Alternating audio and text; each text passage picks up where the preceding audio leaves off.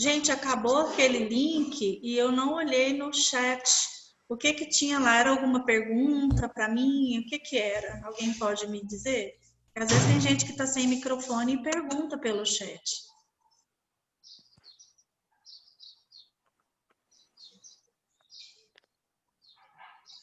Vocês que têm microfone aí, vocês não olharam, não? Era comentário, assim, mais aleatório? O que foi, Tati? Professor, não sei, sinceramente.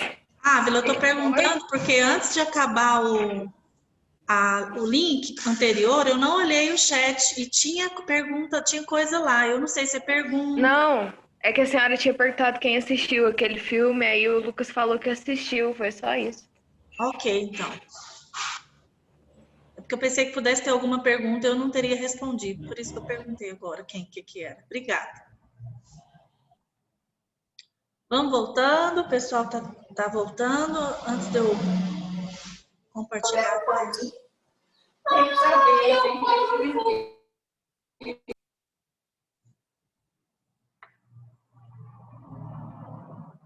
Gente, vocês vão rir muito de mim, porque eu já ri de mim.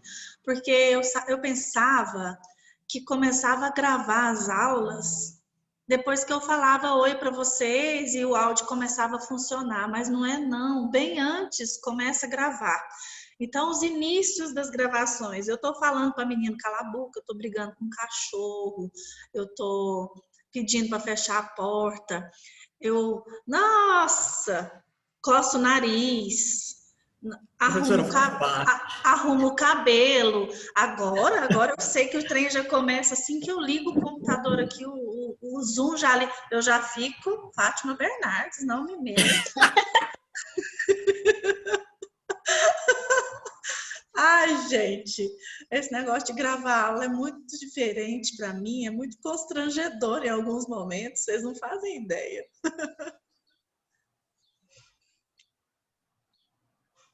Então, a hora que vocês forem assistir os vídeos lá, vocês vão rir. Tem hora que eu tô brava, brigando com o Theo, porque que ele fez barulho na aula anterior, que não é para fazer na próxima, e tá lá, eu gravando, conversando, brigando horrores. Eu pensei, nossa, essa é a minha vida, transparente, né? No YouTube, pro mundo ver. Eu tentei colocar... Oi, Juliano. Eu achei engraçado, hoje você tava jogando uma chinela aí, eu acho. Você viu fazendo isso? Você jogou um trem. Foi um chinelo, o cachorro tava brigando ali, rosnando um com o outro. E eu explicando. Deu pra ver que eu joguei, Juliano? Acho que eu fiquei vermelha. Mas, ó, funcionou. Não teve mais rosnado nenhum. Não teve nenhum barulho de cachorro. Tá tudo deitadinho aqui no meu pé. Meu pé tá até quente. O chinelo tá longe. Ainda bem que o cachorro veio para debaixo do meu pé aqui. Ai, ai. Vamos lá. Vou compartilhar a tela de novo, que eu acho que já temos um número suficiente de retorno. Fecha isso aqui. Eu acho que já vou ter que passar para o outro slide. Deixa eu ver. Já vou ter que passar para o outro. Que é esse aqui.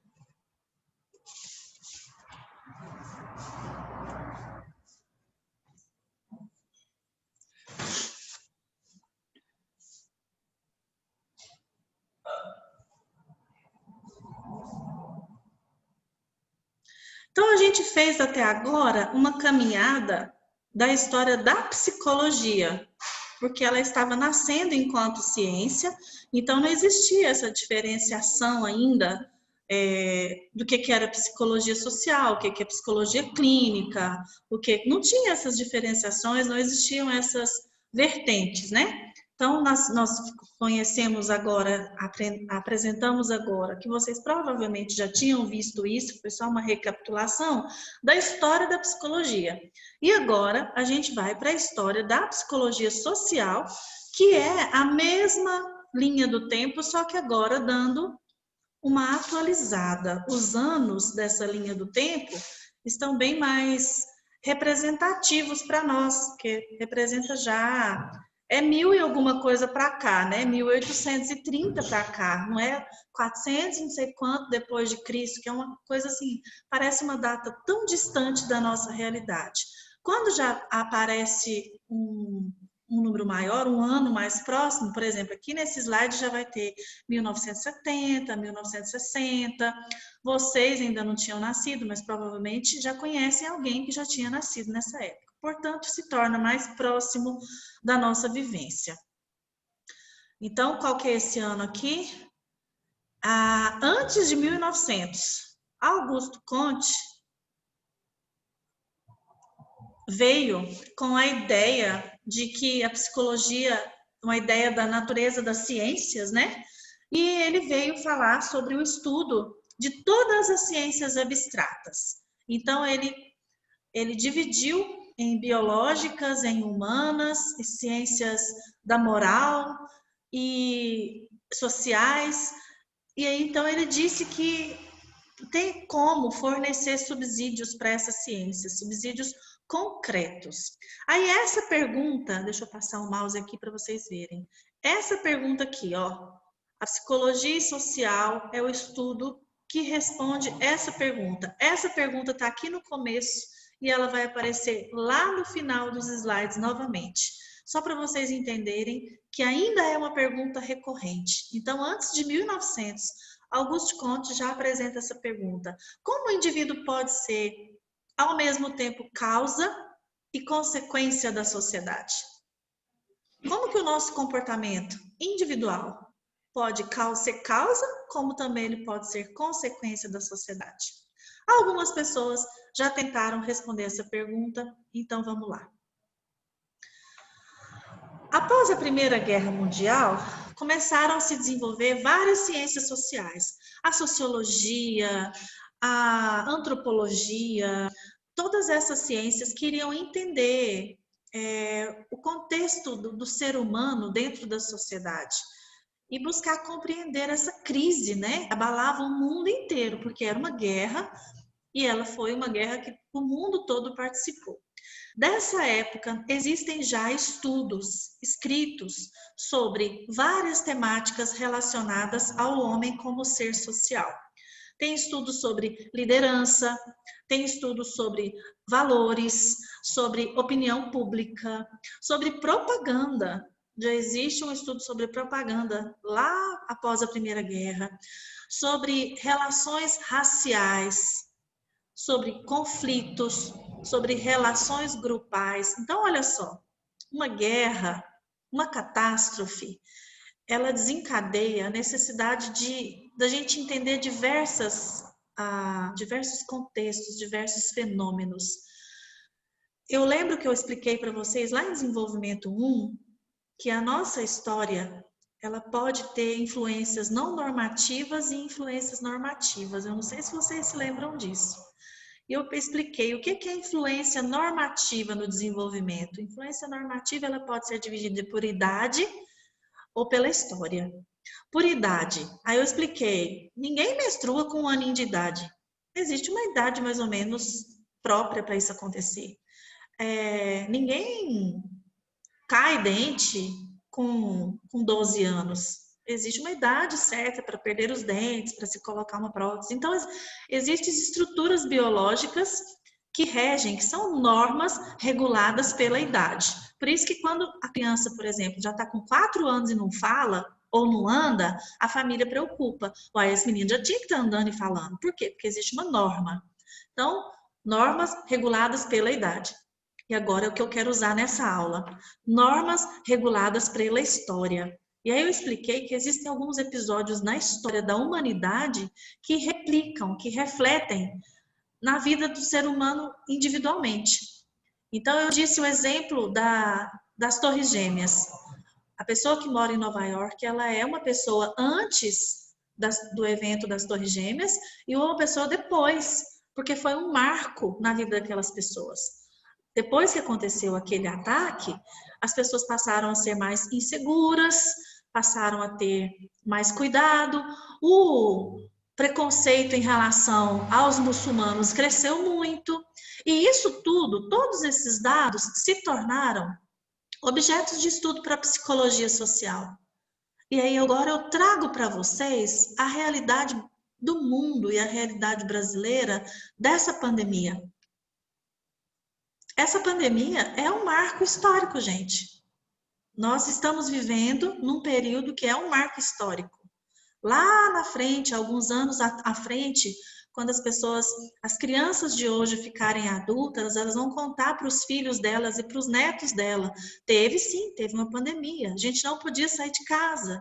As escolas fecharam. Vocês imaginaram isso acontecendo na vida de vocês? O meu filho em casa o ano inteiro, ele não vai para a escola. Vocês em casa, sem ir para a faculdade o ano inteiro, vocês imaginavam isso para a vida de vocês? Ninguém imaginava. E aí, pessoal da psicologia, quando vocês estiverem formados, vocês vão ter condições de escrever artigos, fazerem pesquisas relacionadas a algo que vocês vivenciaram.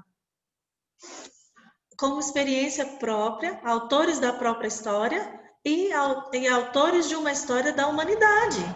Porque não aconteceu isso só em Anápolis, aconteceu e está acontecendo no mundo todo. Então, a psicologia social, ela se apropria desses momentos históricos. Para quê? Não é porque ela gosta, não, mas é porque não vão acontecer diferenças na nossa vida. Vocês acham que nossa vida vai ser a mesma coisa depois que tudo passar?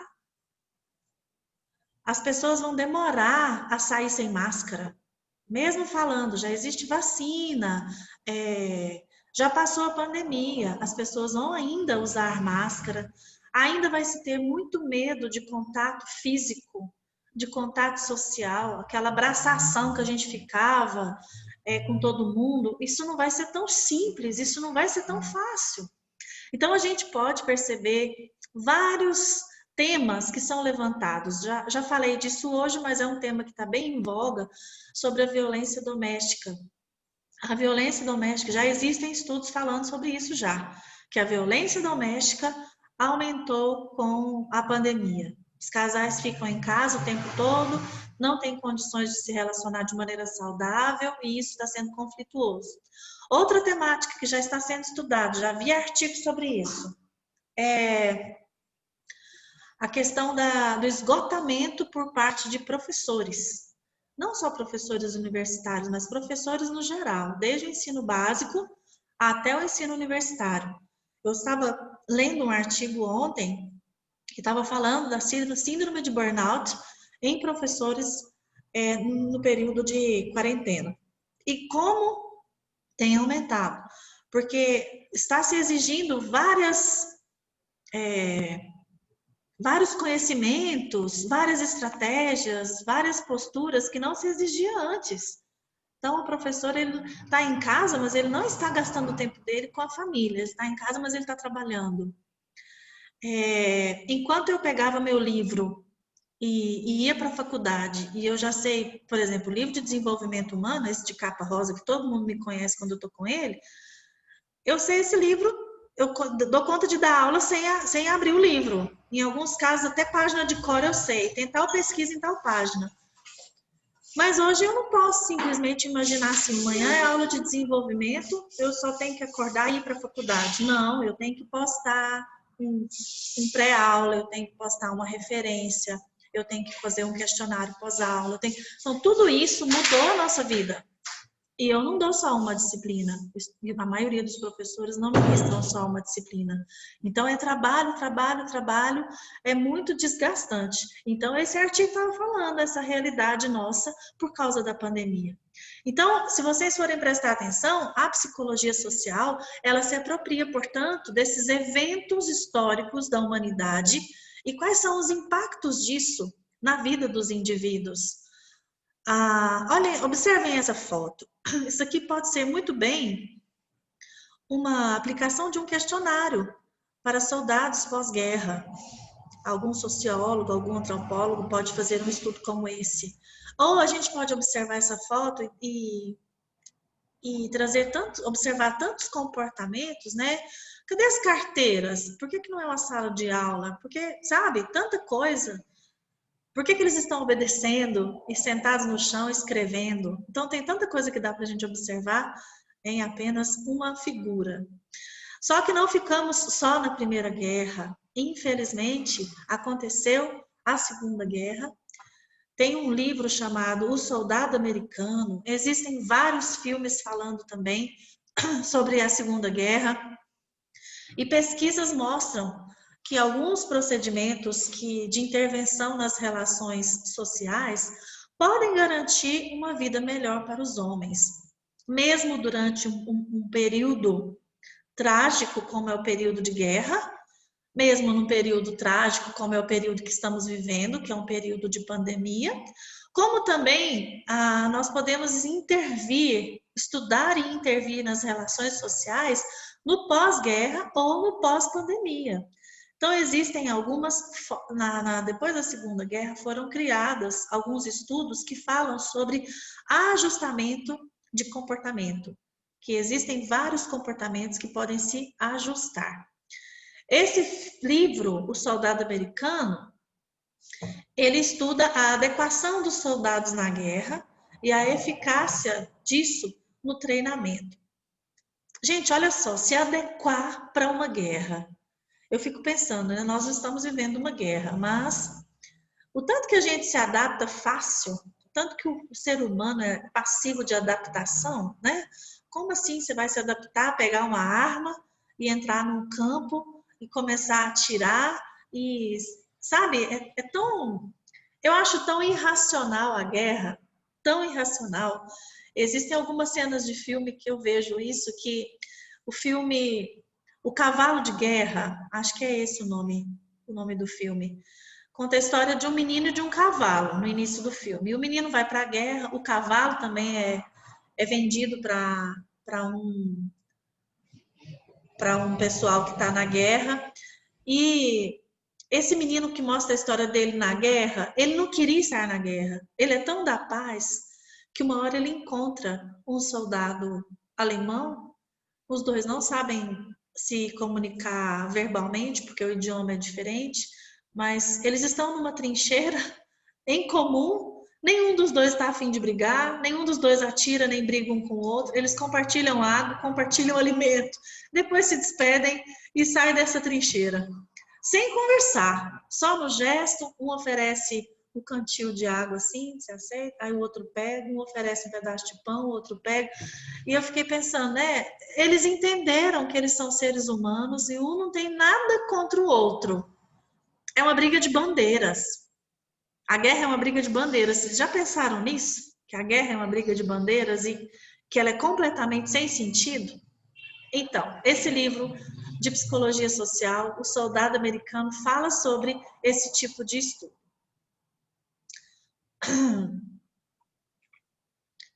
Na Segunda Guerra Mundial, também, após a Segunda Guerra Mundial, Sylvia Lane, que é um nome que se destaca, ela veio escrever a seguinte citação: alterar e ou criar atitudes, interferir nas relações grupais para harmonizá-las e assim garantir a produtividade do grupo. É uma atuação que se caracteriza pela euforia de uma intervenção que minimizaria conflitos, tornando os homens felizes, reconstrutores da humanidade, que acabava de sair da destruição da Segunda Guerra Mundial. Então, ela está falando do pós-guerra, de como interferir, como criar relações grupais harmônicas. A maioria das pessoas que participam de guerra voltam com estresse pós-traumático. Elas viram gente morta, elas mataram gente, elas viram amigos, soldados do seu agrupamento falecer do seu lado e não puderam fazer nada. Então, são cenas, situações, emoções muito fortes que foram vivenciadas. Então, por isso que sempre, quando vai citar a psicologia social, está citando, pontuando as guerras, a primeira, a segunda, porque foram momentos históricos que dividiram, que marcaram a sociedade. A psicologia social que isolava o indivíduo criando uma dicotomia entre ele e a sociedade, agora um poderia influenciar o outro. E se tratava de fenômenos distintos. Então, esse era o pano de fundo que existia antes, na época da Segunda Guerra. Oi, não é isso que eu quero fazer, não. Eu quero colocar a janelinha de vocês para cima. Aí.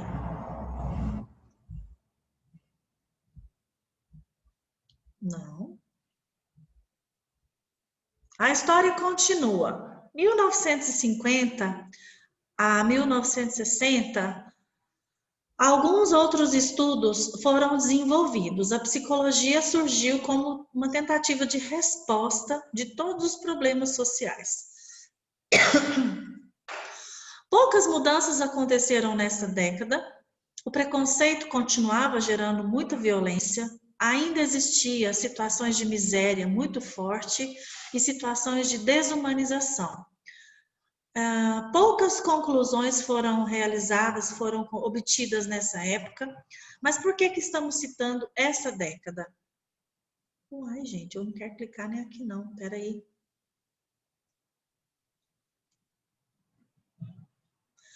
A proposta inicial dessas pesquisas era tentar sugerir críticas a respeito do que estava acontecendo.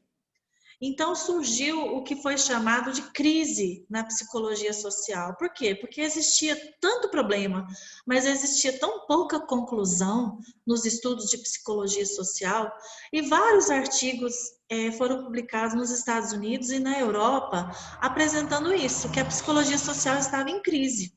Existiam os problemas, mas os estudos não estavam sendo conclusivos. Portanto, esse período foi conhecido como a crise da psicologia social. Na Europa, mais especificamente na França, gente, toda hora eu estou clicando no trem no lugar errado, desculpa aí. As críticas foram em relação à psicologia social norte-americana. Então, a Europa fazia uma crítica aos Estados Unidos a respeito de uma ideologia de manter as relações sociais. Já na América Latina, o que acontece com a gente?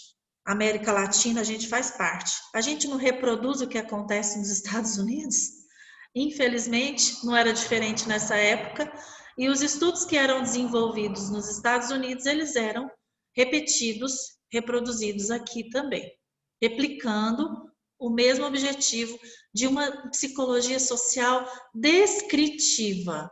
Então, a psicologia social aqui na América Latina e nos Estados Unidos, ela tinha um aspecto de psicologia descritiva. Enquanto na Europa era diferente, já já nós vamos falar sobre isso. Em 1976, os Estados Unidos perceberam essa crise da psicologia social, inclusive fizeram um congresso em Miami para tentar estudar a respeito de novas metodologias, de novas críticas teóricas, para ver se dava um jeito de acontecer alguma mudança. E aqui na América do Sul, em 1979, já está ficando mais atual, porque em 79 eu já tinha nascido. Vocês não, mas eu já. Em 1979, aconteceu um congresso em Lima, no Peru. O que esse congresso falava? Também que tentando criticar e ao mesmo tempo criar novas propostas para a psicologia social. E aí, vamos fazer uma divisão? Vamos! Cada país vai cuidar das suas condições, cada país vai estudar e produzir algum estudo, criar alguma metodologia dentro das condições do seu país. E a psicologia social ainda estava um pouco empacada nesse período. E aí, a discussão que a gente está fazendo volta lá para o comecinho, para Augusto Comte. Como pode o indivíduo ser ao mesmo tempo causa e consequência da sociedade? Voltou-se à pergunta inicial para ver se apareciam novos estudos e novas ideias dentro da psicologia. Então, depois do Congresso Social em Lima, o Brasil, um grupo de psicólogos brasileiros, criou a Abrapso. O que é a Abrapso? Associação Brasileira de Psicologia Social. A criação dessa Abrapso é ter espaços para discussão de problemas urbanos, de problemas sociais brasileiros. O Congresso de Lima não disse isso, que cada país tinha que tomar a frente dentro da sua realidade? Então, os psicólogos brasileiros vieram para o Brasil e que criaram a Abrapso, tentando fazer, então, uma crítica a esse espaço de atuação da psicologia social brasileira que estava tão limitado. E aí criou-se essa associação como uma forma de fortalecimento para a psicologia social no Brasil.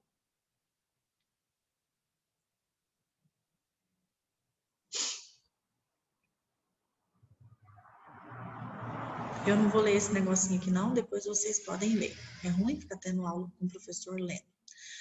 Aqui chegou então o que eu queria explicar para vocês, de que existe uma divisão dentro da psicologia social.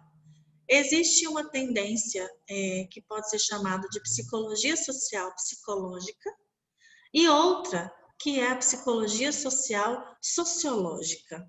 Está escrito errado, tá? Aí é psicológica e não psicológia, igual tá com esse acento aí. A tendência do psicólogo, então, de se importar para explicar alguns contextos sociais, ela vem dessa visão, tentativa de visão mais ampla, de que a realidade brasileira é muito grande. Por essa razão, era necessário um contato com outros cientistas sociais, que estariam comprometidos com o estudo dessa realidade. Então, no Brasil, nós temos a psicologia social psicológica encabeçada por Haroldo Rodrigues, que é um grande nome da psicologia social. E a psicologia sociológica pela Silvia, deixa eu contar para vocês que a Silvia Lani chama Silvia Tatiana Lani, tá? Meu pai e minha mãe não sabem disso não, mas eu sei, então eu tenho que falar. Porque eu gosto da Silvia Lani e aí meu nome ainda está lá no nome dela. A Silvia Tatiana Lani, ela vem encabeçar a psicologia social sociológica. Qual que é a diferença entre esses dois tipos de psicologia social? A psicologia social psicológica, ela tende a explicar o indivíduo dentro do grupo, o comportamento do indivíduo dentro do grupo. E é um objetivo bem mais descritivo. Dentro da psicologia social psicológica, o psicólogo ele tem que se manter neutro. Ele só observa e descreve os fenômenos. Ele não vai intervir. Já a psicologia social sociológica, ela tem um aspecto da psicologia sociohistórica, de transformar realidades. Ela vem lá das ideias de Moscovici, do Serge Moscovici, sobre as necessidades do social. Então, enquanto a psicológica fala do indivíduo, a sociológica fala do social. E olha o grande divisor aí. Enquanto na psicológica o psicólogo é neutro e só observa, aqui na sociológica o psicólogo já é um agente de mudança. O objetivo do psicólogo social na vertente sociológica é de transformar a sociedade. Então eu não vou fazer um artigo só para apresentar como que é a situação. Eu quero uma intervenção, eu quero dar uma opinião de como fazer uma mudança para a transformação da sociedade. Ficou claro a diferença dos dois? Haroldo Rodrigues vem falar da social psicológica e a Silvia Lani vem falar da social sociológica. É bem fácil de memorizar, porque quando a gente fala de social sociológica, é o macro, é o social. E se eu estou falando de macro e de social, eu quero mudança, eu quero transformação. E se eu estou falando de psicológica, é psique, é reduzida, é indivíduo. Então, eu só posso observar, eu não posso intervir. Então, essa é a tendência, a vertente psicológica. Ô, Ok? Tati, Pois não. essa psicológica, no caso, é a que tem influência norte-americana, né? Sim, Tá. a psicológica tem a tendência, a influência norte-americana e a sociológica tem a influência europeia. Em 1968, na época da ditadura, a Silva Lane participou ativamente tentando transformar os campos de estágio, tentando transformar a pesquisa, tentando potencializar a ação transformadora da psicologia enquanto ciência, sem perder o rigor científico. Ela não queria simplesmente fazer uma bagunça, fazer uma revolução. Ela queria apresentar uma pesquisa inovadora que transformasse a sociedade e, ao mesmo tempo, que não perdesse o peso de ciência dentro da psicologia.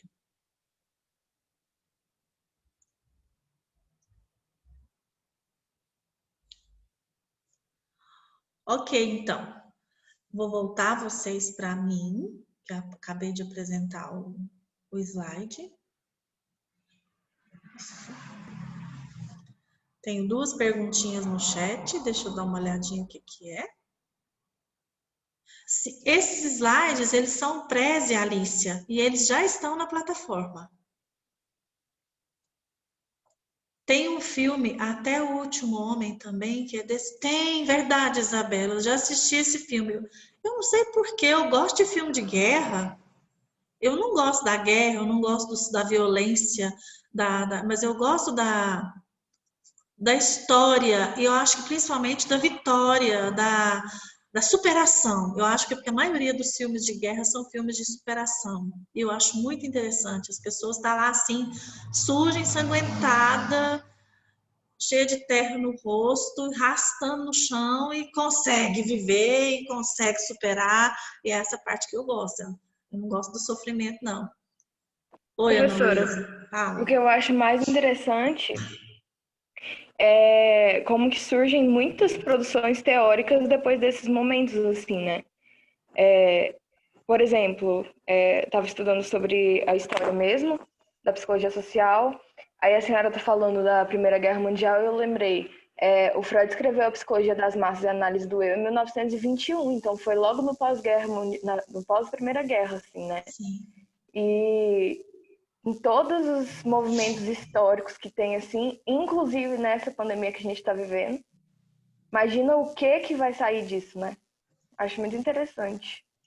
Sim, é porque tira todo mundo da zona de conforto, né? Tira também todo mundo das suas mesmices, das suas rotinas. E aí, quando a gente não pode mais viver a nossa rotina, há essa diferença, e não é uma diferença apenas minha, é uma diferença do mundo. Isso se torna objeto de estudo. E é curioso perceber também, eu acho interessantíssimo, que cada pessoa tem uma atenção voltada para determinada área, né? Eu citei o estudo do burnout, porque eu me identifiquei com o artigo que eu li, porque eu estou me sentindo muito cansada. Então, eu me identifiquei. Eu citei a violência doméstica porque é um tema de TCC que eu estou orientando, então é algo que eu tenho tido contato. Mas tantos outros estudos podem ser realizados, o uso das tecnologias, a empatia, como a empatia cresceu, as pessoas estão fazendo campanha, estão levando comida, estão se sentindo muito mais solidárias em ajudar os outros, né? Tem outro tema que eu vi, até mudança cultural vai existir, a questão do contato físico, a ausência disso, como tem feito falta, né? A minha mãe, ela está obedientíssima, ainda bem que ela é disciplinada, e ela está dentro do apartamento dela, desde o início da pandemia, ela não vê os meus filhos. E quem sente mais é o Theo. A gente faz videochamada, mas tem 5 meses, gente, que ele não vê a avó. E aí a gente percebe, eu comentando isso com ela mesmo ontem, né?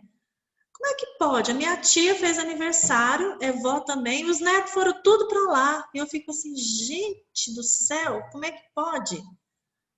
Que falta de consciência. Então, até isso, a questão da consciência, do fique em casa, de não vamos fazer resenha que não está na hora, não vamos para o boteco que não está na hora, até isso a gente tem que começar a fazer, esse papel de ser, às vezes, chato, mas de pegar no pé. Então, cada pessoa vai escrever, vai produzir, vai contribuir com a ciência de acordo também com a sua subjetividade. Porque é aquilo que me incomoda ou é aquilo que eu admiro que eu acabo depois prestando atenção e escrevendo, produzindo naquela área. E essa diversidade é tão grande, isso que eu acho bonito no ser humano, a diversidade é tão grande que surgem assuntos, temáticas que a gente nunca nem pensava, mas vão surgir depois desse período, com certeza, como a Ana Luísa citou, e como eu já citei no início da aula também, que nós, sempre que existe um período histórico, um momento histórico importante, esse momento histórico, ele divide a história da humanidade. E divide por quê? Porque a gente era um jeito antes da guerra e depois, a gente era de um jeito antes do 11 de setembro e depois, e agora a gente vai ser de um jeito antes e depois do Covid-19.